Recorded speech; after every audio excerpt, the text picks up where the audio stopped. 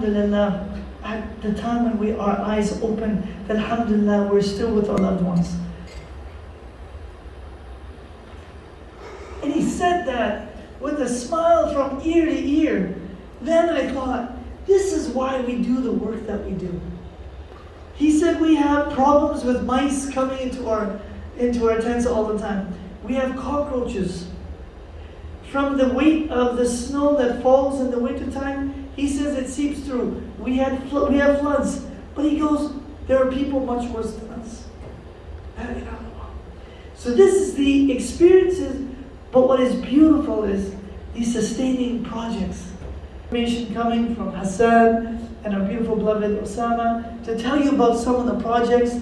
I have much more to say, but there's much more, I would say, better speakers to continue with this discussion.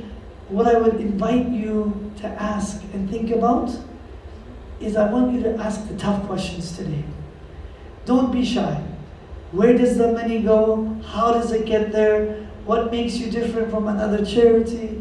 How do I know it's 0% and 0%? Is there such thing as 0% projects?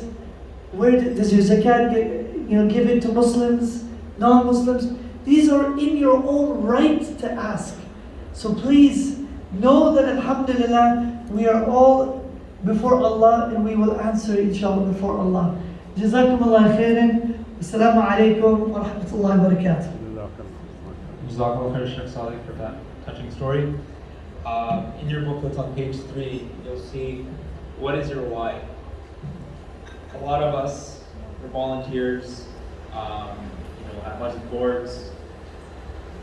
We take time out of our days to work for the community endlessly. What is your why? So why do you do that? That's what we want to know. And also just a little adjustment to the itinerary. We will be serving dinner. I believe Maghrib is at 7:34 today, so inshallah we'll be commencing the Maghrib at that time. Up next, we have our chief